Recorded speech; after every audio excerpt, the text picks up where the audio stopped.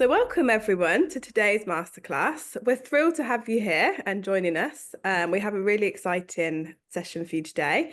So the topic is mastering customer retention, how to turn first-time shoppers into lifelong fans.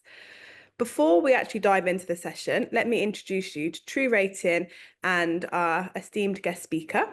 So TruRating is a leading customer feedback platform that helps businesses gather real-time insights from their customers. We capture the feedback at the point of experience, enabling all of our customers to make data-driven decisions that enhance customer satisfaction, drive loyalty, and generally just run their businesses better. So today we are honoured to have Gareth Johns as our special guest. Hello, Gareth. Hello.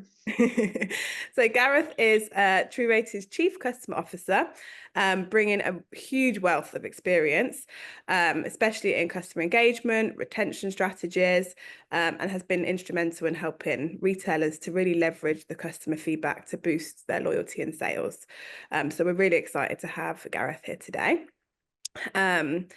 In this masterclass, Gareth is going to share with us some actionable strategies derived from nearly 1 billion customer feedback data points. So a huge number of data points that we're working with. And we're going to explore what makes customers come back and spend more based on the data that we've collected. So Gareth will also discuss the importance of representation in the feedback and reveal the one in-store action that can significantly impact repeat visits. So excited to hear that as well. So yeah, without further ado, let's get started and learn about how to turn one-time shoppers into lifelong fans.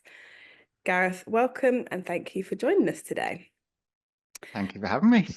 Absolutely. So yeah, if you're happy to, I'd love to start by sharing with our guests how we've collected the data and how you do the analysis as well. So if you can give a brief overview of TruRating, how it works, what makes it different from the other customer feedback tools that are out there.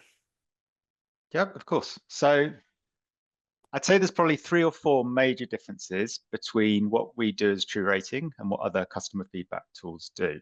So if I just kind of go through those, the first one, which you briefly mentioned there, is representation. So we make feeding back to retailers as simple as we possibly can for every single customer. And the way that we do that is that we only ever ask a customer a single question.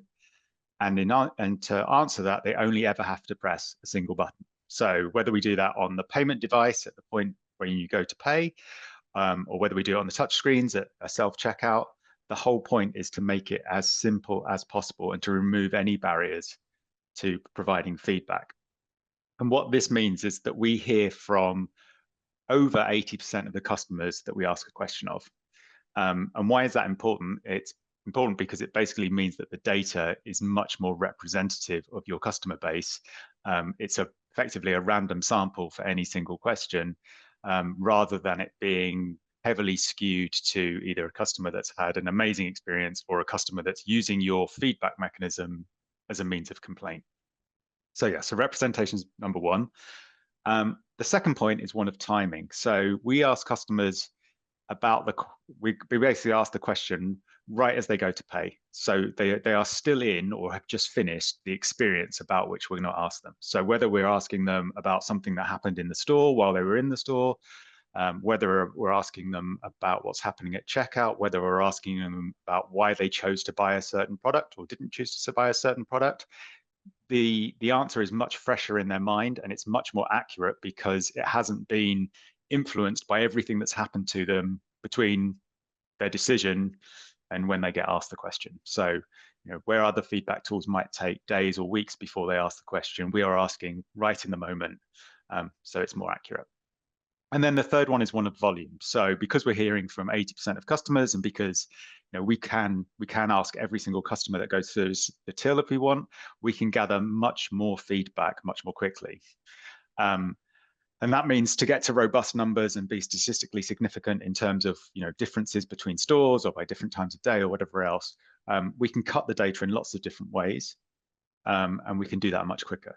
And that cutting the data in lots of different ways is really important because Otherwise, you're dealing with an average score, and the averages hide really what's going on. So if we can get down to what are the differences by store, what's the differences by date, by time of day, by how busy the store might have been, by the customer segment that came in, by the shopping mission they were on, all of those things can actually help you reveal what's really going on in your store and where you can make improvements. So the data is much more actionable.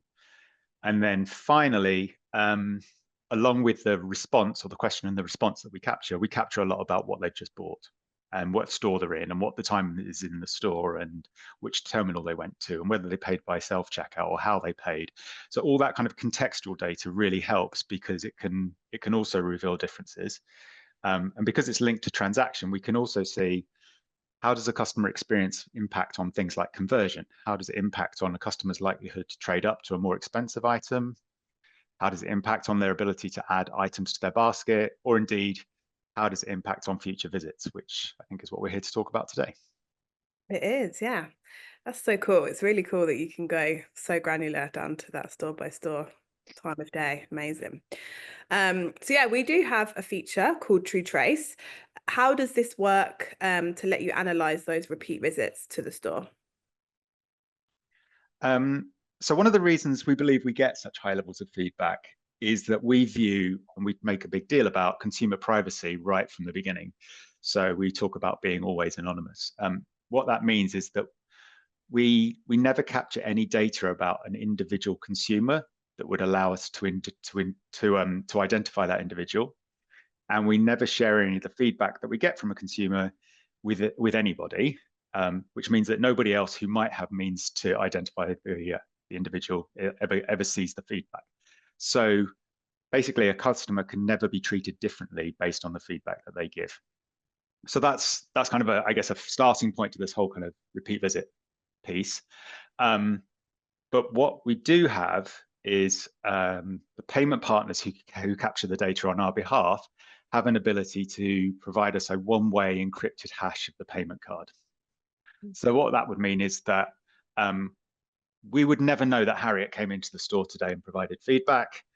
We would just know somebody came in and provided feedback, but we could also then see when that same somebody made their next shop in the store using the same card. So we have no idea it's you, but we know that somebody who had a certain experience came back again 3.5 weeks later. Somebody else who had a better experience maybe came back a week later. Somebody who had a dreadful experience we haven't seen again in 18 months. That's I guess the beauty of TruTrace and really starting to understand how does customer experience play on kind of lifetime value or annual value or repeat visits. That's really interesting. Thank you. Well, now we understand that, it would be great to really set the scene for why customer retention is so important to retailers. Yeah, so well, I guess put simply, because the cost of acquiring new customers is really high, and the loss of future revenue from losing a customer, and whether you lose that customer completely or whether you just lose them partially because they spend slightly less than they might otherwise have done, that cost goes on and on. It's not just a cost for that particular week or that particular month.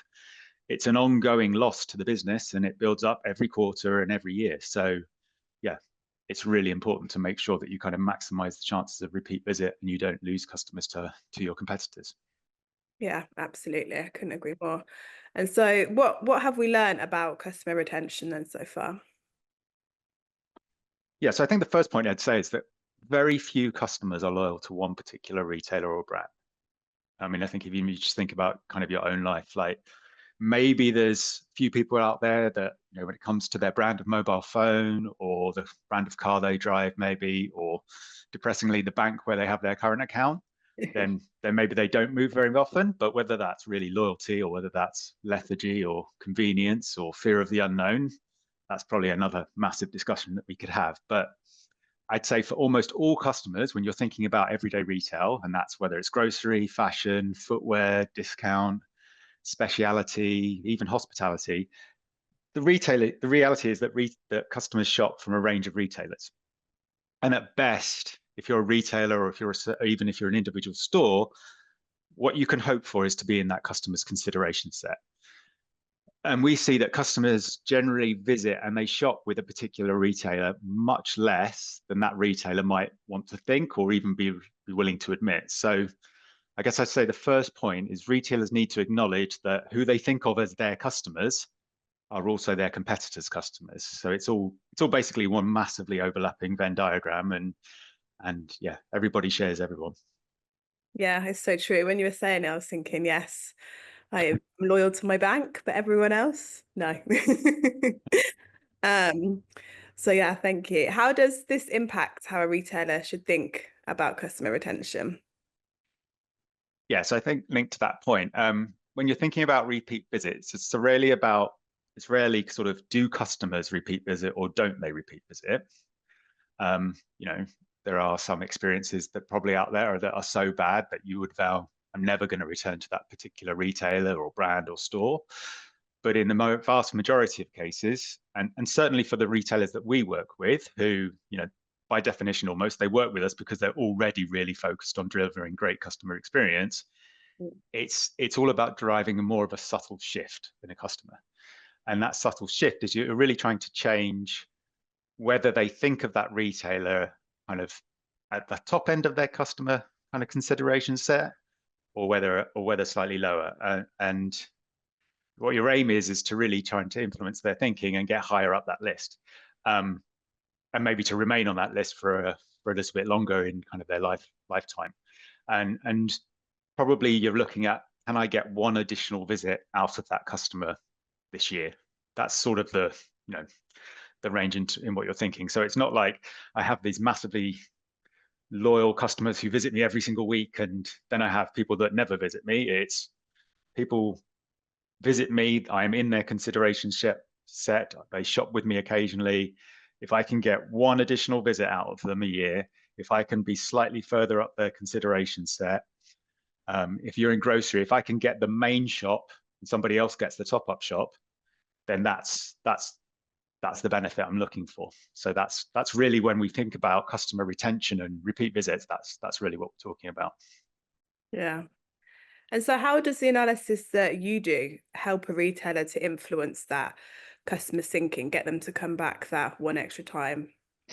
Yeah. So in terms of what we do with analysis, we're really looking at the differences in repeat visits for different customers based on whether they had a good or a bad experience across a whole range of different factors. So we'll be asking questions about their interaction with staff, about how the store felt, or how the store performed, and then their views on the product quality, the availability of the products that they needed, so kind of getting into stock availability, their value perception. So those are kind of, I guess staff, store, product are probably the three main areas where we're looking at different factors and say, what does that do in terms of repeat visits? And really what we're trying to work out is, what are the factors that are most important and matter most to a customer to get them to repeat visit? And where is there the most headroom or capacity or capability for that retailer to make an improvement on that factor and therefore drive repeat visits? And so that's effectively what the analysis does. And then we work with individual retailers to say, well, if you've only got a certain amount, and everybody's kind of, you know, strapped for cash, so if you've only got a certain amount of money to invest, where are you best placed investing that money? Yeah. And so what have we found that matters most to, you know, make customers return? And then also, does this differ like across the different retail verticals? Like, does it look differently depending on which one you're in?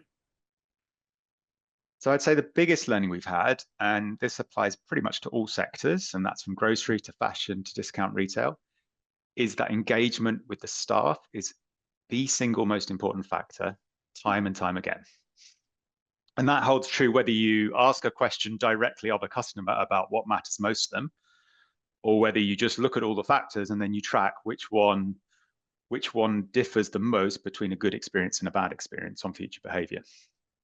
And I think too often from the conversations that we have, both at kind of head office and with retail, you know, like area managers and even with store managers, is I think that staff in the store underplay or just don't realize how important they are to the future success of that store or retailer.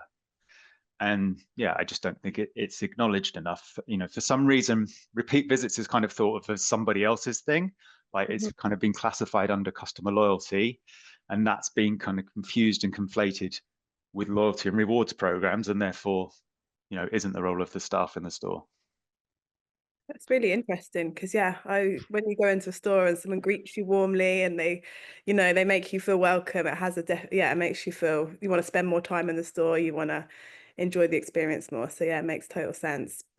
So what do you think then is the role of the loyalty rewards program, if not to influence, those repeat visits? Yeah, so I think I've been banging on about this for years, but I'm yet to see a rewards program where the benefits are so good that it is actually the benefits, all the discounts that fundamentally change customer behavior. To me, a membership program is a way to capture data on and better understand customers, and then both be able to communicate directly with those customers, but also to use the data to make fundamental changes to the experience, which will benefit all. That's to me kind of the role of most of the successful loyalty programs. And then when you think about the kind of rewards, the money back, the cash off, the cash discounts, the different experiences or different differential pricing or whatever else, that's just a basic value exchange where the retailer is effectively paying the customer for their data, and they pay them back through rewards. So I think what gets confused is that there is a correlation between being a member of a rewards program and shopping more. But that's really because if I already shop a lot with you, I may as well collect the rewards and get the discounts. If I hardly ever shop with you, then it's probably less worth my while to sign up, and therefore maybe I won't sign up, or maybe I won't use my card as much. So it's not the rewards programs or the discounts that deliver repeat visits, or kind of, to put all that more simply, you just can't buy loyalty is kind of the strap line. Yeah. Well, I guess then just to get back to your point about the importance of staff in store, it'd be great to get some examples of what retailers can do with this finding. So yeah, how can they use that? So I'd say in terms of the strategy to improve the chances that customers will put you to the top of their consideration set and get those kind of 1 or 2 extra visits a year from them, then really start around your staff and how they engage with customers in a friendly, authentic way. And that friendliness, when we ask, comes out as higher than, be it product knowledge or availability of staff or anything else that's kind of about that staff experience. It's the thing that customers value the most. So really, I think that kind of comes down to how and who do you hire right up front? How do you train them? But also a lot comes down to whether you really set staff up to actually be able to help customers. And that's by really, setting aside time for them to spend with customers. I think too often when we think about kind of all the technology that's being put into stores and how it's being implemented, too often it's a way to replace staff and drive down costs, and not to free up staff to spend time with customers. And I think some of that is because staff costs, or how much money you can afford to invest in a rota, is a function effectively of revenue in that same period or same month. So there's the impact of those investments in terms of what they might do for future sales is generally it's more difficult to measure. So generally it's kind of ignored. So we take an example from groceries. So this is a polling question that we did of customers, and we asked them, generally, when you go into a grocery store, how often do you need to ask for help? And what came back was that 31% of customers said almost every visit they need to ask for help to find at least one item. So Wow. you got 31% of customers that need help from staff, basically. Now, grocery stores are obviously run to some pretty exacting KPIs. They've got ones around kind of operational efficiency. They've got their staff kind of tasked up with, this is what you need to do, and this is what the cost of every second of your time is, and how we make use of it. But those KPIs just don't generally take into account helping the hundreds of customers every day in every store that are missing out on an item.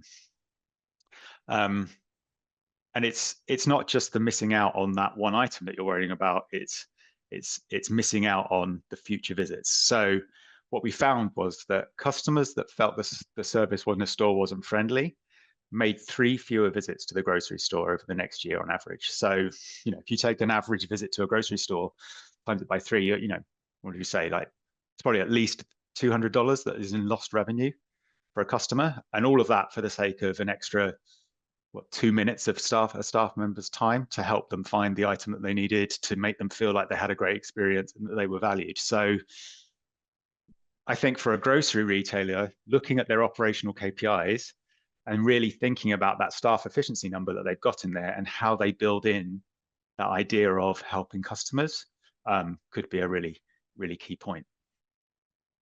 Definitely. Wow, that's amazing. And yeah, a huge kind of gap for them to go after and be able to find just by having the friendly staff. Cool. Well, we've talked a lot about staff. So are there any other factors that you think are important to, influencing those repeat visits? Well, yeah. So when we asked customers outright what made them most likely to return, just over about 60% of customers said friendly staff. And that was true across all sectors. So other than out and out convenience stores, where not surprisingly, convenience comes out as the most important factor. If we're looking at other factors, there were some differences then by sector. So in grocery stores, 23% said price competitiveness, 17% said product quality. In the kind of fashion, footwear, and apparel area, it basically flips the other way, and you have 27% saying product quality and only 13% say price competitiveness. But in all of that, it's important to note that what we were asking is what's the most important factor, not kind of what's the only important factor. So, you're right, staff isn't the only factor, and I'm not trying to underplay the importance of a grocery store having the right products on the shelves at the right prices, or a fashion retailer having a really clear idea of their target market and their marketing messages and the products that appeal to their target market. Those things are all really important still, but they're kind of table stakes, I think.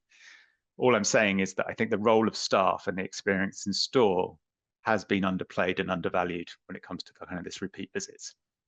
Yeah. Another example of that, when we ask customers whether kind of email marketing from a retailer would encourage them to return, 41% said no, it would never be a reason for them to visit again. So Wow. you're sort of much better off, I think, investing in staff as a way to go, rather than thinking that either a loyalty card or an email marketing campaign is going to be the thing that gets customers back in store.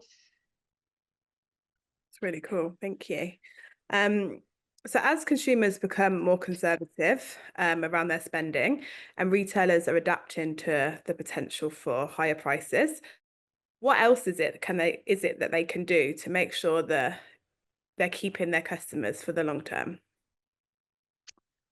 I guess we're in a time in the world when more and more tariffs seem to be coming in, and maybe prices are going to go up again, and things are going to get a bit tighter, and budgets are going to be squeezed. I think there's a quote that I think it's Warren Buffett, but who knows who actually first said it. When the tide goes out, that's when you discover who's been swimming naked. So Very I good. think, yeah, if consumers do have to become more thoughtful about where they spend their money, then if we go back to that idea that there is a consideration set, if they are being more considered about who's on that set and who's top and who's bottom, then it's just going to heighten that importance of being at the top. And so I think, yes, it will be an opportunity for some retailers to make a massive play about value, especially when money's tight, and all the things they're doing to meet the needs of customers and discounting and all that kind of stuff. We will see that for sure. But I think we've seen from previous times that when money's tight, customers still like to treat themselves. So other things are still important. So I don't think it's just a value perception thing.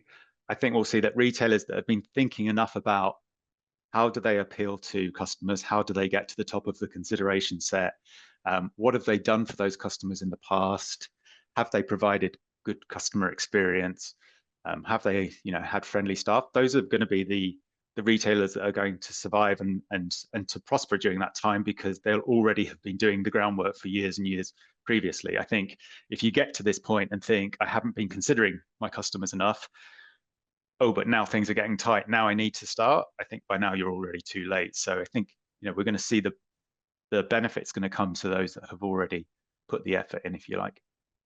Yeah, that makes sense.